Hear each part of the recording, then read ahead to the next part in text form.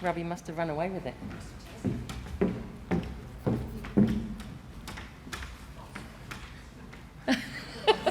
You really don't want me to. That's all right. Hello, everyone. And thanks very much for inviting us to speak here at RIU. Novo is very pleased to be here.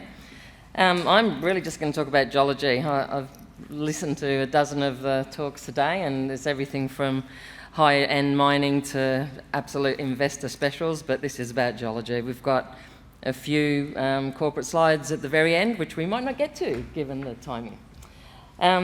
So we have a huge tenement package in the Pilbara, and we also have 2 tenements in Victoria, which are in joint venture at the moment. And between these areas, we've got really 4 major projects that we are now focusing on, bringing back to the gold focus for exploration for Novo. And that works. Yes, this is the statement that you'll find on our website if you want to go into a lot of detail. We do have over 10,000 square kilometres of ground in the Pilbara, and obviously we're working across such a large land holding. We work with 7 traditional owner groups, and we are very much aware that we want to generate really good relationship builds with them. We pay our respects to all members of these Indigenous communities and to elders past, present and emerging. Okay, so straight into it, because we have a lot to talk through. As I said, we've got 4 main exploration focus areas now, and we're accelerating exploration across all of them this year.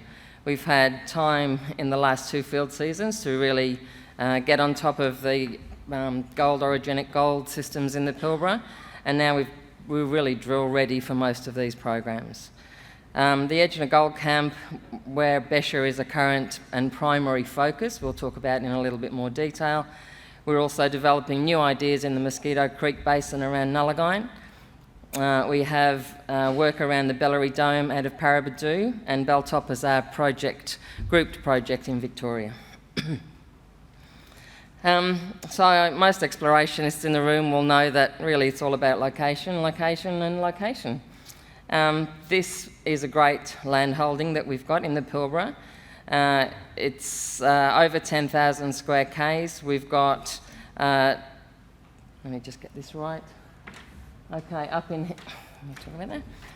here we've got over 200 square kilometres of the Malina Basin, with Hemi just sitting off up in the east-northeast of us at 10.5 million ounces at the moment. We've got nearly 800 square k's of the Mosquito Creek Basin that we've put together, amalgamating several groups over the last couple of years. We're working around Paraburdoo, and we've also got a high level of prospects, and we've done a little bit of work, but we're really not going to be nickel copper specialists, so we're in the process of divesting our base metals and some of our battery metals. So we'll go straight into Egina. We're calling this a gold camp. I think it's a gold camp. It's 80 kilometre plus strike length, and in the north at Becher is one of our main... Oops, wrong one. I knew I was going to do this. This is one of our main targets out through here. And then right down in the south, it's a little bit of a mouthful, but Nunyerry North is in the south of the district. Really important projects for us. We think both of which hold significant potential for discovery in 2023, and we'll be drilling frenetically as soon as we can get onto the ground at both of these places. We are also looking to work a little more in the Nunyerry Reserve, which is this purple outline in here. As you can see, there's a bunch of prospects that are really high prospectivity, high-grade gold in there. We know from historical results. We know from just prospecting activity. There are places in there called the Potato Patch, which just had, potato-sized nuggets that came out of it. We've tracked the structural trends through there. We know it's a fertile trend. The whole corridor runs from down here in the north all the way up through here and then heads off to Hemi in the east-northeast. Going into a little bit more detail. So we're sitting now at the top end of the Egina area. So that yellow blob in there is what we're calling Becher. The main target area is around 20 square kilometres. It has minimal cover, and one of our main projects already, just on broad space drilling, has got a 2 kilometre strike length of anomalous golden pathfinders, which, you know, they just vector us straight into where we need to do follow-up drilling. We've completed a 32,000 metre drill program, which I'm going to show you now. So this is this northern part of the area is where we focused. The trends that we identified as major targets just from desktop work, there is cover, as I said, but it's minimal. So we've got some pretty grunty data sets now of gravity, aeromags. We've started to do some additional electrical geophysics, and it's all really looking very good, and it's pointing us towards that corner at the moment up in here. We know that arsenic and antimony work really well as pathfinders, and it's no secret that in this district, as well as the Mosquito Creek Basin, they do work well, and that's what we're using.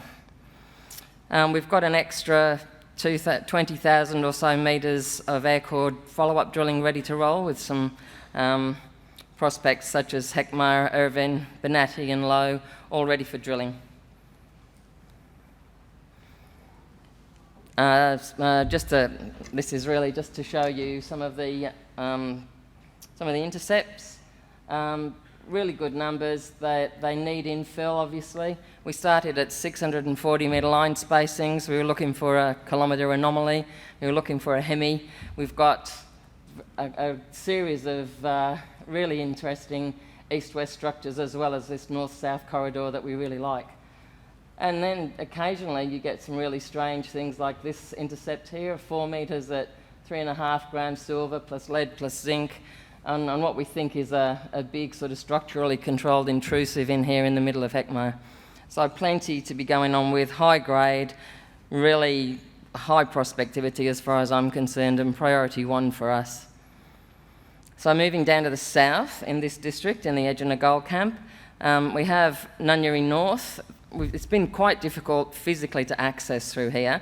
All of this work's been done by several helicopter-supported programs, and it's really just been what we could do in and out of a chopper.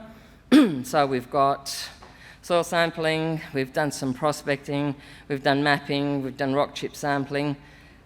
Sorry, I should have mentioned it's a joint venture with the Creasy Group, so it's 70-30. And look, we really like this one.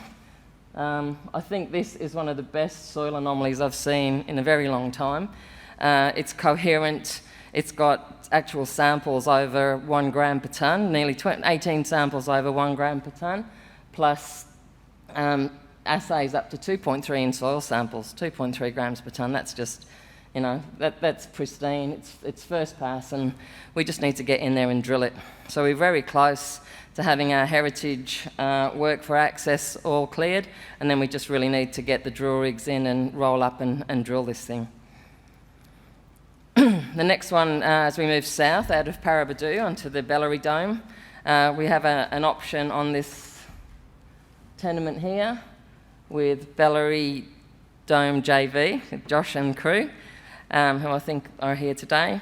Again, we really like this one. It's a window in the Fortescue, we think.